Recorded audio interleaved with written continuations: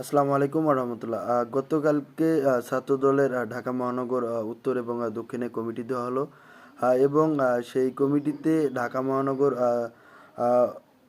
মহানগর উত্তরে ছাত্রদলের কমিটিতে 193 জন সহসভাপতি হিসেবে ঘোষণা করা হয়েছে এবং ঢাকা মহানগর দক্ষিণে 124 জন সহসভাপতি হিসেবে ঘোষণা করা হয়েছে। এবং আমরা যদি দেখি এই দুইটি ইউনিটে ঢাকা মহানগর উত্তর এবং ঢাকা মহানগর দক্ষিণে সহসভাপতি হচ্ছে 317 জন। আপনি 317 জন সহসভাপতি হিসাবে কমিটিতে রাখতে পারেন, কিন্তু ছাত্রদলের যারা ত্যাগী নেতা ছিল, যারা দীর্ঘ 17 বছর ফ্যাসিবাদী আন্দোলনে রাজপথে ছিল, তাদেরকে আসলে মূল্যায়ন করা হয়েছে না। বিভিন্ন সোশ্যাল মিডিয়ায় দেখা যাচ্ছে ছাত্রদলের এই কমিটিতে ছাত্রলীগের অসংখ্য নেতাকর্মী ঢুকে গিয়েছে। আসলে তাদেরকে পুনর্বাসনের দায়িত্ব কে নিয়েছেন? ছাত্রদল কি তাদের পুনর্বাসনের দায়িত্ব নিয়েছে? তাদের ত্যাগী নেতাকর্মীদের আসলে মূল্যায়ন না করে ছাত্রলীগের সদস্যদের এই কমিটিগুলোতে ইনক্লুড করে আসলে তারা কি হাসিল করতে যাচ্ছে?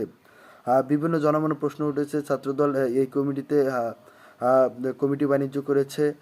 ছাত্রদল এই কমিটিতে ছাত্রলীগকে ঢুকানোর মাধ্যমে মূলত যারা ত্যাগী নেতাকর্মী ছিল দীর্ঘ ফ্যাসিবাদ আন্দোলনে, তাদেরকে অপমান করা হয়েছে।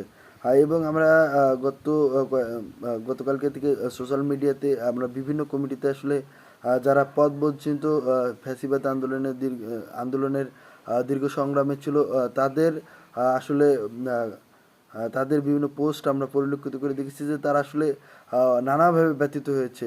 এই এই দ্বিচারিতা, আপনারা একদিকে ছাত্রলীগের বিপক্ষে থাকবেন, আওয়ামী লীগের বিপক্ষে থাকবেন, এবং অন্যদিকে আপনারা আওয়ামী লীগকে পুনর্বাসন করবেন, ছাত্রলীগকে পুনর্বাসন করবেন।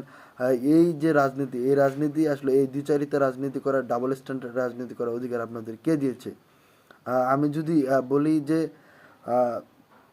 অনেকে বলে যে আসলে শিবিরের কমিটিতে কেন অল্প কয়েকজন থাকে, 20 জন 30 জন থাকে। ভাই, শিবিরের রাজনৈতিক পলিসি একরকম, আপনাদের পলিসি একরকম। দেখেন, কমিটি যদি শর্ট হয় তাহলে সুবিধাটা কি? কমিটি শর্ট হলে মূলত যারা ত্যাগী, যারা সবথেকে যোগ্য, তাদের কমিটিতে চান্স পাওয়ার সম্ভাবনা বেশি থাকে এবং এই 25 জন 30 জন বাকি হাজার হাজার সমর্থককে, সদস্যকে আসলে নিয়ন্ত্রণ করা পসিবল হয়। যখন আপনার একটি কমিটিতে 193 জন সহসভাপতি থাকবে, এক একজনের ডিসিশন এক এক রকম হবে, এক একজনের পারসেপশন এক এক রকম হবে, তাহলে 193 জনের মত যে মিলে যাবে তাও না। আর যখন সহসভাপতি থাকবে একজন, তখন তার উপরে আসলে চূড়ান্ত ফয়সালা।